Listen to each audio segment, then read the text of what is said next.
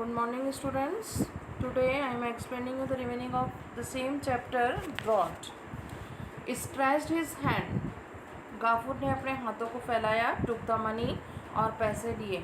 But remained silent. लेकिन वो एक शब्द भी ना बोला. As the two men who came with the old man.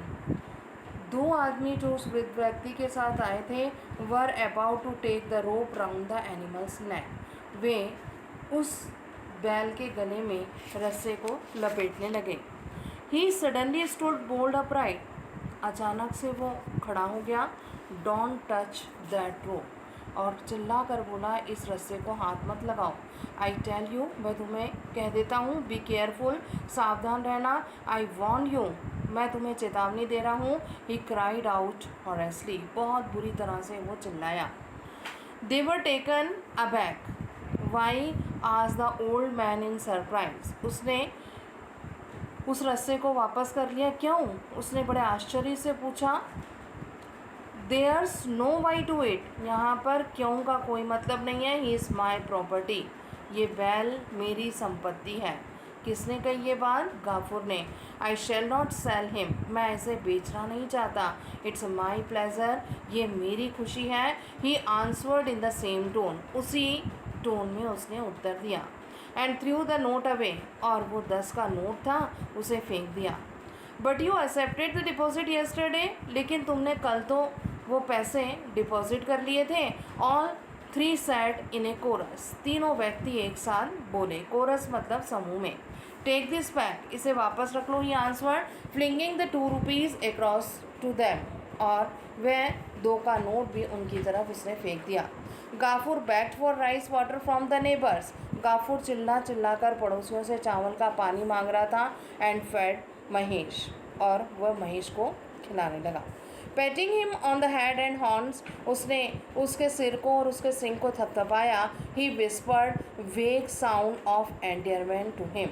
बड़े लगाव वाले शब्दों की तरफ उसके ओर फुसफुसाते हुए बोला.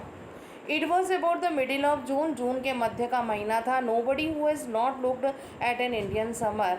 जो कोई भी भारतीय गर्मी के मौसम को नहीं जानता था. Sky will realize how terrible. आकाश बहुत ही आग उगल रहा था. बड़ा कठिन टाइम था.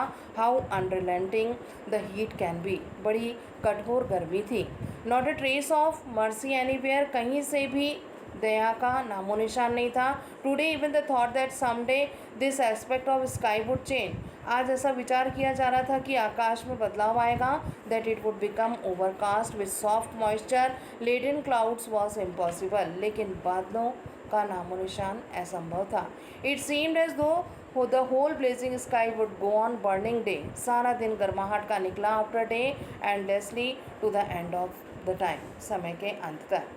गाफूर रिटर्न होम एट नून. दोपहर के समय गाफूर घर लौटा. He was not use to working as a hired labourer. उसे कहीं पर भी काम नहीं मिला. एंड इट वॉज ओनली 4 और 5 डेज. अभी 4 और 5 दिन ही गुजरे थे. Since the temperature had gone down. उसका थोड़ा सा बुखार उतरा था. His body was still weak and tired. लेकिन उसका शरीर कमज़ोर और थका हुआ था. He had gone out to seek work. वे बाहर काम की खोज के लिए गया हुआ था. But in vain. परंतु असमर्थ. He had no success. उसे कोई सफलता नहीं मिली. हंग्री, भूखा, थ्रस्टी, प्यासा, टायर्ड, थका हुआ.